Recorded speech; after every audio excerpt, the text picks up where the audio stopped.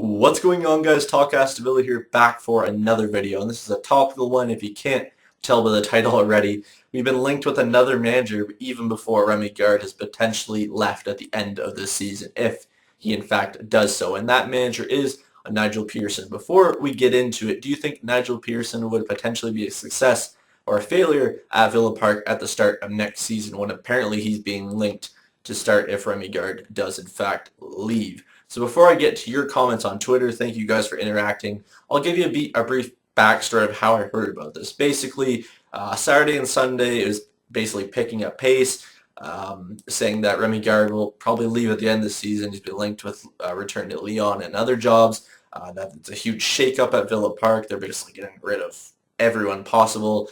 That, in fact, I know this is proof Hollis is doing an internal investigation, getting rid of Fox and company and all those tools in the boardroom, all that kind of stuff.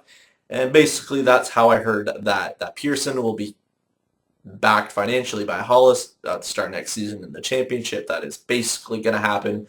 We've all basically accepted it, and that we're going to try to get back up at the first attempt to the Premier League. So that's the first one. The second one was when I was listening to the Sunday supplement on Sunday, of course. It's basically a group of UK journalists coming together for Sky Sports through various newspapers in the United Kingdom, talking about back page stories and whatever, and they're basically saying Remi Garde is basically going to leave, big shakeup as well.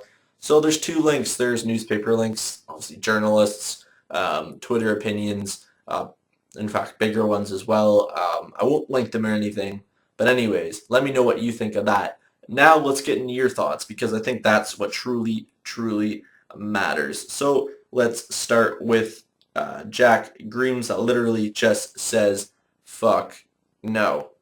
Simple enough, relatively simple. Next, we will go to at George_80, saying two people voting, I think he says, yes. Number one, remember the ostrich incident. And number two, know how much of a complete helmet he is. There is that issue of, would Nigel Pearson take things too far? There's obviously the ostrich incident. There was, I think it was Hull City, or was it, I can't remember if it was Hull City or Palace or whatever. I think it was Palace. Was it James MacArthur that knocked into him and he was like holding the ground or whatever last season? If I can remember exactly. Does he take things too far? Yes. Can he motivate players? Yes. But again, it is that question of taking things too far. JMO Rushton says, please no. Simple enough again. Beokit David saying, I'd get him now, play the youth, he will fire them up. And you know what? It's fair enough. He will fire them up. He will literally probably put his foot up every one of their asses. They'll be wobbling for like a week. But then again, will he take things too far? I think that's a major thing there.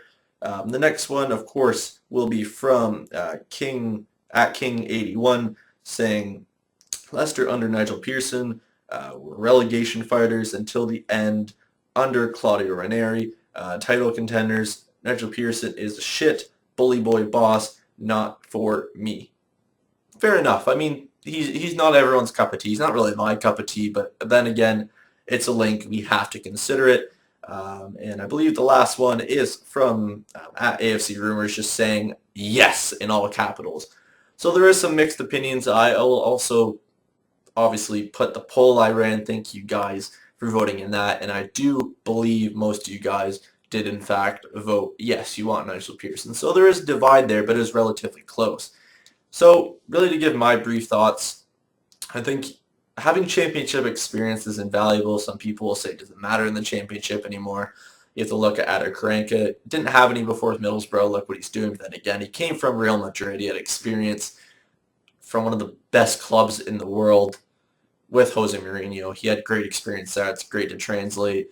You have to look at Jamie Floyd Hasselbank coming from League One Burton to QPR in the championship. They're doing much better. So it doesn't really mean much. I think you just have to find the right man that has the right vision, right motives, right opinion, right transfer values, and just overall philosophy. And does Nigel Pearson represent that? Has he learned from his mistakes in the past with Leicester? Obviously, really poor season last year and then amazing run at the end to keep them up comfortably. Did that translate over to when Claudio Ranieri took over, to their success being literally 5 points clear of Spurs right now to win the title potentially? Who knows? But then again, there's past failures. taking things too far. It's a big if. But anyways, I'll leave it at that. Let me know in the comments below what you think. That's what matters. I think it's a huge if. But anyways, let's leave it at that. Like the video, share it around, and all that good stuff. And I will see you guys tomorrow for another one. Peace out.